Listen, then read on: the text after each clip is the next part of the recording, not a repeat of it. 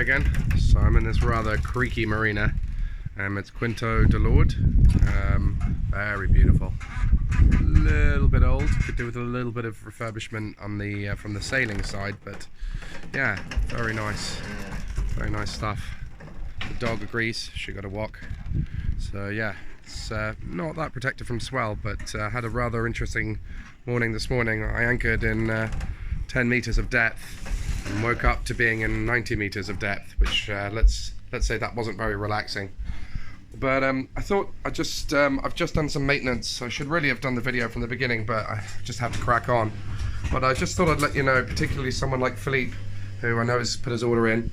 I just wanted to explain that if you're going to go for the Aircon, you're going to need either one of those, a generator, or you're going to have good shore power.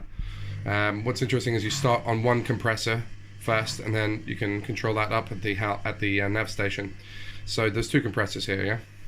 And I'll just do some general maintenance, because the Aircon's usually something that gives you bother if you don't.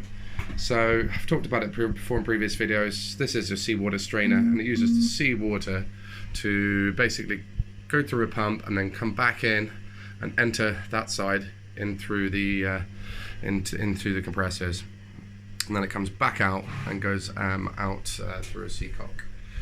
So basically all I've done is obviously close the seacock here, unscrewed the strainer, and obviously it's upside down, so it screws the opposite way from what you think. And yeah, just let all the water fill out, clean it out a little bit, and use a hose from the shore just to try and get as much gunk out as you can, because even though you have a strainer, you get a lot of gunk up in here. And yeah, so I actually just took these Jubilee clips off this side, which is the feed, and just let all the pressure make all the water come out, and it falls in a trap here, and then we just use the suction pump, which I've installed, to try and get rid of some of the water. And you'll find there's little bits of debris and just algae that grows up in it, so by doing a bit of maintenance, it just makes life a little bit easier. What I will show you is that's the seawater aspect that's cooling the other circuit, which is fresh water. Now this is a pressurizer for that circuit I was just discussing. So what you've got here is an attachment, and it's not really set up very well, but you can attach a hose pipe here and add water to the system.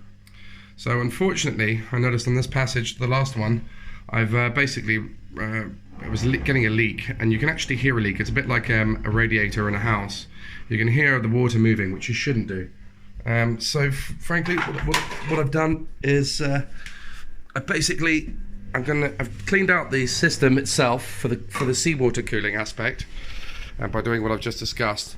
But now what I've got to do is I've got to find the leaks in the system, which I know where they are. There's a join. There's actually two coils, interestingly, in the ceiling here. And what I've done is I made a mental note, that I had water coming down here when I set off on my big passage just now, and it was coming here. And there's a little bit of water coming here, so that's probably there's a bit of a cant in the ceiling. So actually the join is over there, and the water pools down here, and probably this coil as well, a junction, which I know is there because I've had the ceiling off before. So yeah, basically I've just got to find the leak, tighten that up. Yeah, it's still under warranty, but you probably spend your lifetime waiting for people to come and do the work for you. So this is boat life, really, isn't it? So yeah, what you need to do then is take the paneling off the ceiling, and there are little tubes basically that require you to bleed, just like a radiator, bleed the air out of the system, and then notice that everything works infinitely better and is quieter also. So yeah, a little bit of a tidbit there for you folks.